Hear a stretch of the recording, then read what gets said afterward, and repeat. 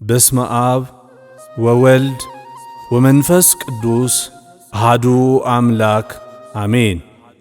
ሁላችሁ የብርሃን ልጆች የቀንም ልጆች ናችሁና እኛ ከሌሊት ወይም ከጨለማ አይደለንም።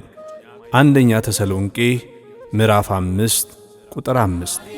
ከበጎ ነገር ጋር ተባበሩ ዛሬ ከበጎ ነገር ጋር ተባበሩ በሰማዩ መንግሥት በክብር እንድታበሩ በሰማዩ መንግሥት በክብር እንድታበሩ የብርሃን ልጆች ለጽድቅ ይተጋሉ እግዚአብሔርን ይዘው በፍቅር ይሠራሉ መሰማሪያቸውን ከእግዚአብሔር አግኝተው ይኸው ይታያሉ መልካም ፍሬ አፍርተው።